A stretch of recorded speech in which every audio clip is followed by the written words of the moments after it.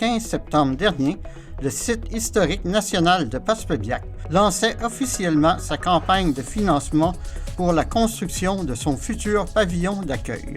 Cette campagne, d'une durée de 3 ans, a pour objectif de réunir une somme de 300 000 $, qui constituera l'apport du milieu pour la réalisation du nouveau pavillon. Le projet que nous vous présentons aujourd'hui est un projet qui nous permettra de porter plus loin notre regard, notre expertise, nos actions, notre histoire, et ce, pour toute la Gaspésie et l'Est du Québec, et dans une perspective mondiale.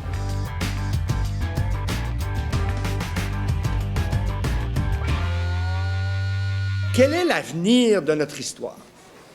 Le site historique national de Passepébiac entend aller chercher une reconnaissance nationale de l'United Nations for Education, Science and Culture Organization. Ça vous dit quoi? Ça, c'est l'UNESCO. L'UNESCO, qui est une branche de développement pour la science, la culture et l'éducation, et les 3 thèmes sont extrêmement importants pour l'avenir et la vision. L'UNESCO fait la promotion, justement, des projets internationaux de grande valeur. Une reconnaissance de l'UNESCO va nous permettre d'ouvrir des portes extraordinaires, tant sur le plan de la recherche que sur le développement. Ça va nous permettre de continuer à mettre en valeur les dimensions culturelles, historiques, économiques, mais j'aimerais rajouter éducationnelles et peut-être scientifiques, si on considère l'architecture comme une science à un moment donné. Pour atteindre l'objectif, il faut redonner au bâtiment, et surtout à 2 bâtiments, la forge qui abrite le restaurant et l'auditorium, et le hangar Le Boutillier en face là, où sont les bureaux administratifs, il faut leur redonner leur vocation patrimoniale et procéder à la construction d'un nouveau pavillon, lequel permettant la remise à l'état d'origine des bâtiments pourrait accueillir des services. Cette reconnaissance de l'UNESCO, à notre avis, n'est pas seulement pour le site historique de Passepébiac, mais pour l'ensemble de la pêche dans l'Est du Canada et en Gaspésie.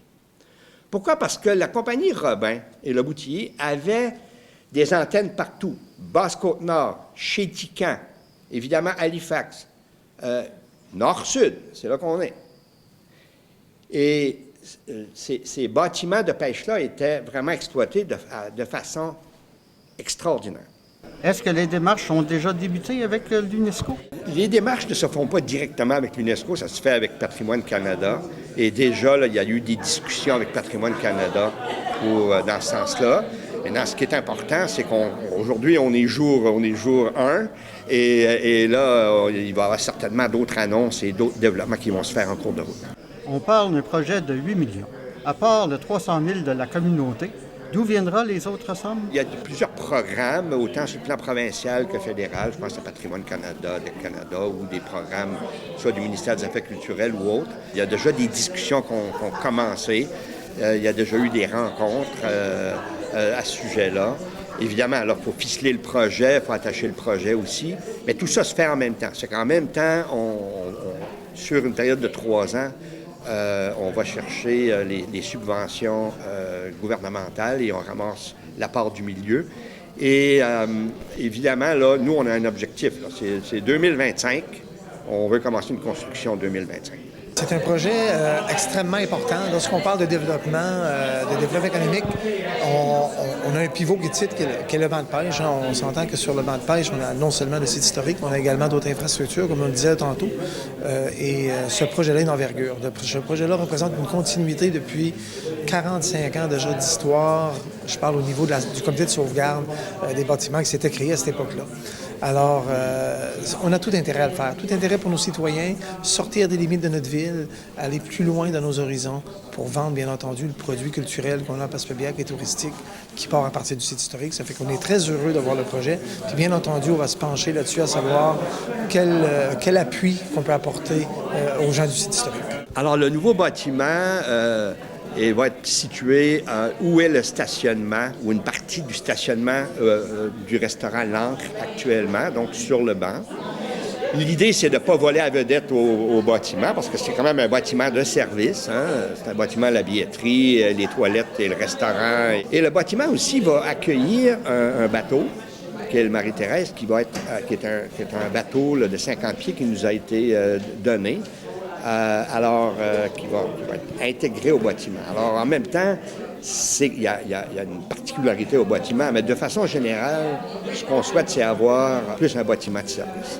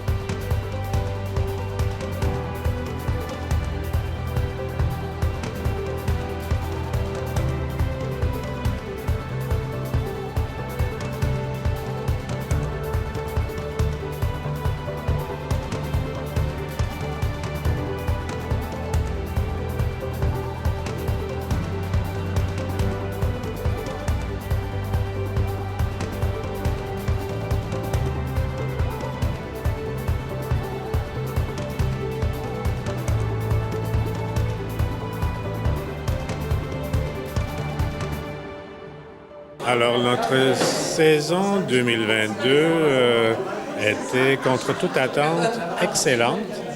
On a repris la moitié de notre tourisme de groupe et le tourisme individuel a compensé pour l'autre moitié. Alors, grosso modo, on a eu une saison presque aussi bonne que 2019, qui est notre saison de référence avec les deux autres, 20 et 21, étant très faibles à cause de la COVID. Alors, tant du côté de l'achalandage du site que des visiteurs au restaurant et à la boutique. Alors, pour nous, c'est un bilan tout à fait positif. Quelles sont vos attentes face au nouveau projet qu'on annonce ce matin? Pour nous, notre capacité d'accueil est maintenant à la limite. Nos installations sont vraiment à la limite de leur capacité. Notre cuisine, notre salle à manger et aussi la boutique, l'accueil, les bureaux qui sont logés dans des bâtiments historiques et qui sont difficiles à chauffer en hiver et qui manquent d'espace en été. Alors, notre attente, c'est améliorer notre capacité d'accueil et la rendre aussi plus écologique, parce que là, il faut comprendre qu'on chauffe les bâtiments puis c'est pas isolé, donc c'est pas une bonne idée. Et l'autre attente qu'on a, c'est de pouvoir remettre les bâtiments historiques qui servaient à accueillir ces services-là dans leur état d'origine. Et ça nous mène à notre prochaine étape, qui est la reconnaissance de l'UNESCO, parce que notre site sera entièrement remis dans son état d'origine. Eh bien, merci beaucoup. Ça m'a fait plaisir. Merci à vous.